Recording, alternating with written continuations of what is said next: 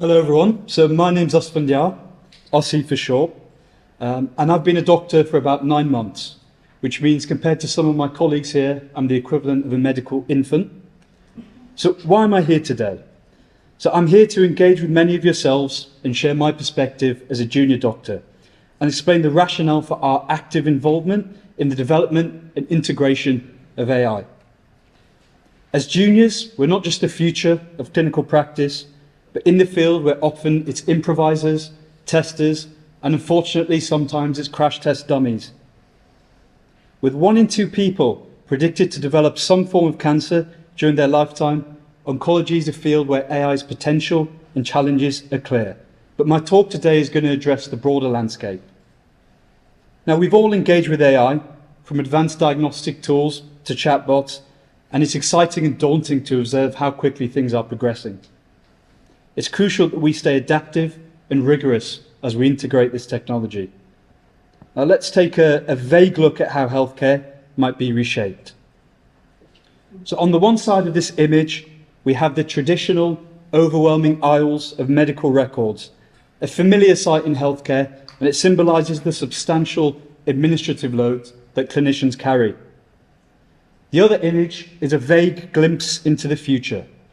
Perhaps a clinician using an advanced AI to collaborate on complex decisions or to analyze potential clinical trials, or maybe even give advice on how to explain treatment to a patient in just the right level of detail.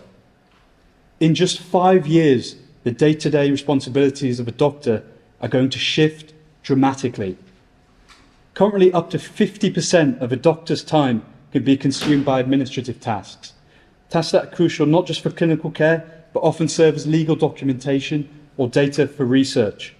This is where AI comes in, offering technologies like AI scribes that can free us from the burden of paperwork and allow us to focus on what really matters: patient care and evidence-based medicine. But as Dr. Cartesi pointed out, let's just hold on for a second. The transition isn't going to be without its challenges. Despite the existence of advanced diagnostic tools like MRI machines and advanced mRNA-based therapies, many of us still grapple with outdated practices like paper-based records. So I'm saying this to highlight that on the ground, there's a stark contrast in technological adoption throughout the NHS. Now let's just touch upon the ethical side of using this technology. So as you can see on this slide, there's a delicate balance between technology and ethics, much like a tightrope walker. And on the other side of this slide, we have what I like to call the clinical innovation iceberg. At the top, we have regulated innovation. These are implementations that have been tested, approved, come with clear rules and outcomes, and they're often designed prospectively. They're very safe and reliable. Now, drug research is great at getting this right. At the bottom, we have unregulated innovation. These are more messy and complex implementations, often surgical technologies or workflow optimizers, and dare I say it, workforce solutions that aren't fully checked yet. Now, here at the University of Bristol, researchers are actively involved in pioneering new guidelines for complex innovation with the Introduce study targeting surgery. And this rigorous academic work is critical, as it will help define frameworks in which technology like AI can be safely integrated. So we've discussed the exciting potential AI holds and its ethical landscapes. Now let's focus on the crux of my talk today, how we as juniors with a fresh perspective can help contribute towards a safe and effective integration. Now our slide here illustrates a fundamental feedback loop.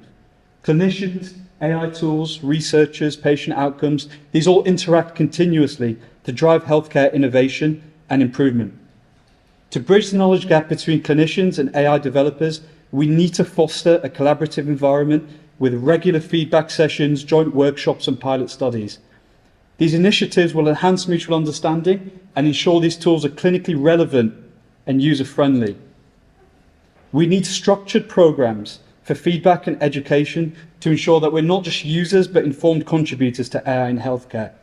Now, currently, hospital trusts and foundation schools provide very limited guidance on AI use, and this needs to change. We're often on the front lines using these tools without a full grasp of their capabilities or implications. It's crucial that we, as the clinical community, accelerate our efforts in developing these regulatory frameworks for AI in a way that matches the pace of technological advancement. By engaging with many of the people here, we not only enhance our own practice, but contribute towards the broader medical field's evolution. I look forward to collaborating with many of you to make this a reality. Thank you very much for listening.